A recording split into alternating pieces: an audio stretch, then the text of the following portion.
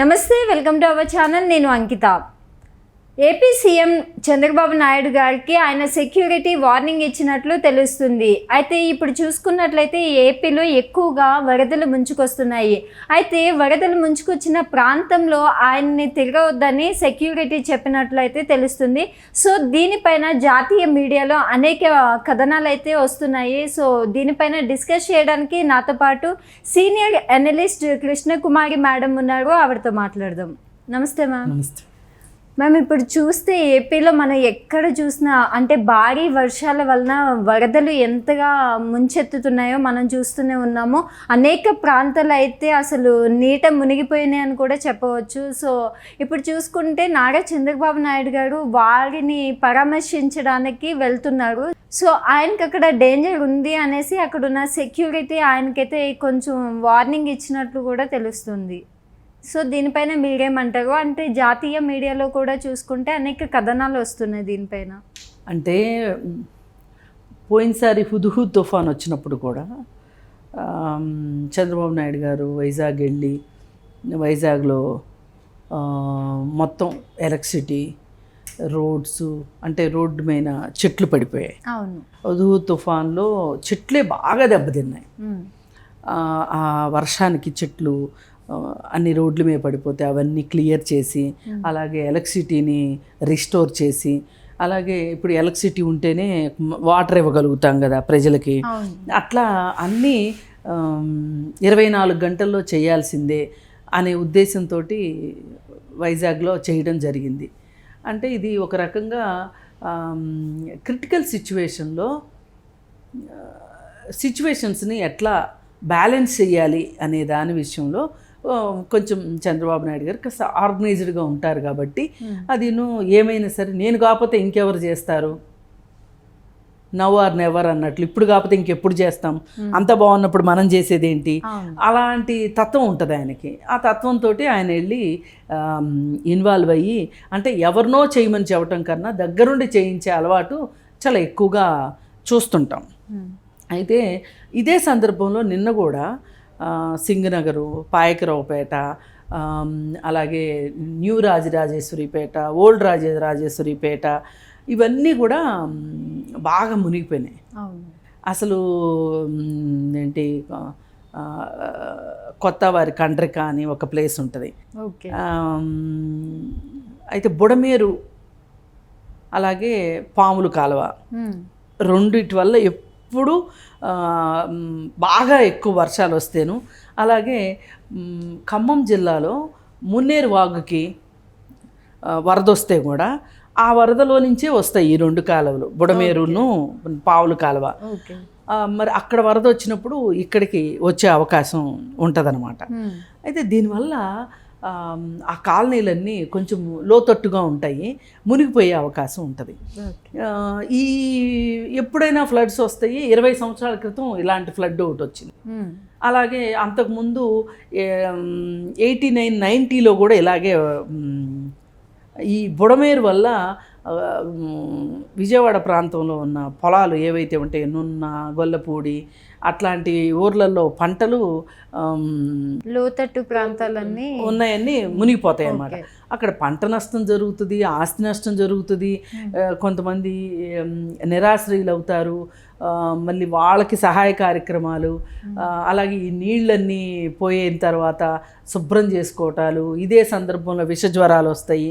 ఇదంతా అప్పుడప్పుడు జరిగేదే, ప్రతి 3 ఏళ్ళకి 4 ఏళ్ళకి అట్లా జరిగేదే. కానీ ఒక్కొక్కసారి హెవీ రెయిన్ పడుతుంది. ఈసారి ఏంటంటే 29 నుంచి 34 సెంటీమీటర్ల వర్షం ఒక 24 గంటల్లో పడేసరికి మొత్తం అతలాకుతలం అయిపోయింది అక్కడ. ఇది అలాగే ఇబ్రహీంపట్నం పవిత్ర సంగమం అని ఉంటుంది. గోదావరి నుంచి వచ్చే, పట్టిసీమ నుంచి వచ్చే నీళ్లు, అలాగే కృష్ణానది నీళ్లు ఆ రెండు ఆ ఇబ్రహీంపట్నం దగ్గర కలుస్తాయి. అక్కడ ఆ ఇబ్రహీంపట్నం దగ్గర ఫెర్రీ అని ఒక ఊరు ఉంటుంది. ఆ ఊరు నీళ్లు వరద ఎక్కువ వచ్చేసరికి ఆ ఊరు మునిగిపోతుంది.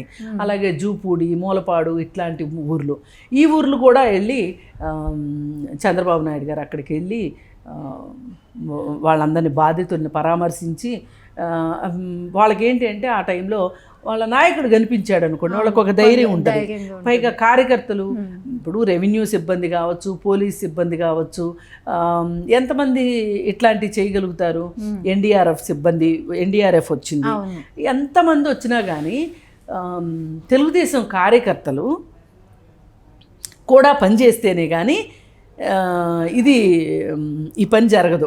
అంటే బాధితులకి అందాల్సింది. ఇప్పుడు కొన్ని చోట్ల ఏమైపోయింది, అపార్ట్మెంట్స్ వచ్చేసినాయి.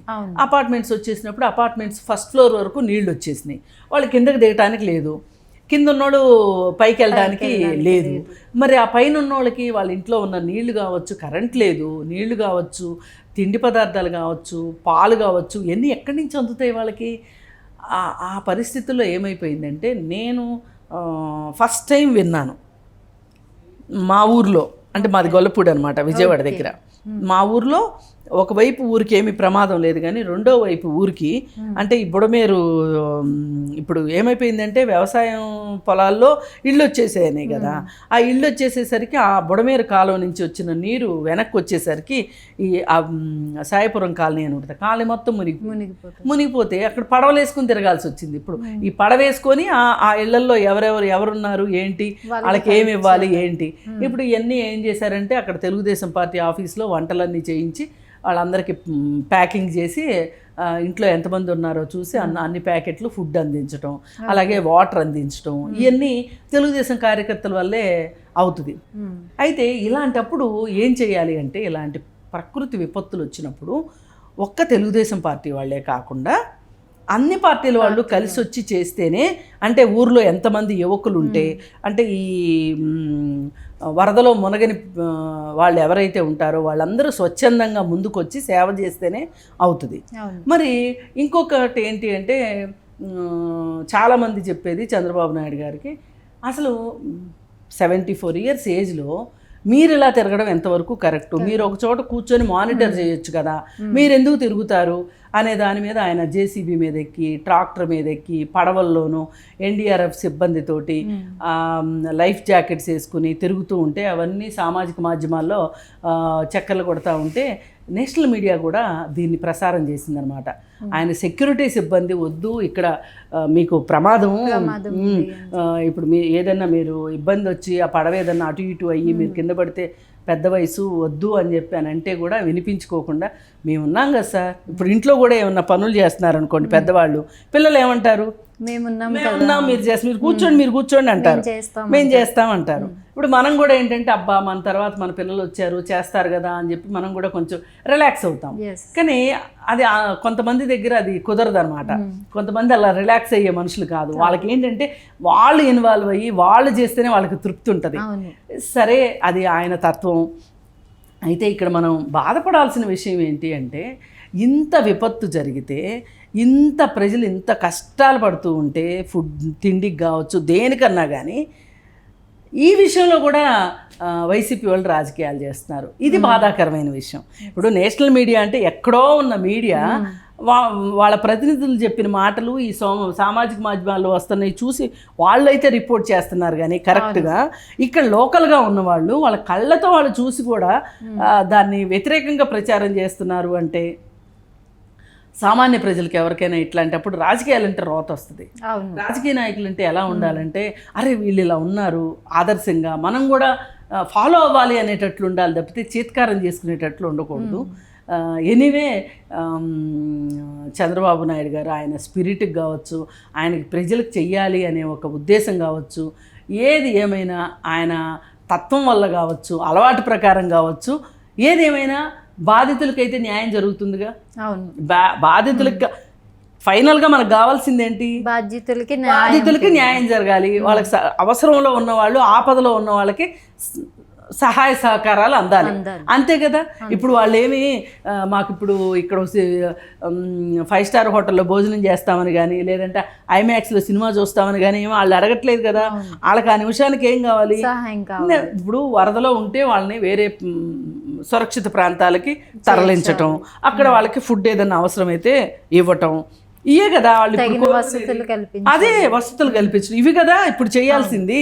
ఎవరన్నా బుద్ధి జ్ఞానం ఉన్నవాళ్ళు ఇది మన బాధ్యత అనుకుంటే చేస్తారు.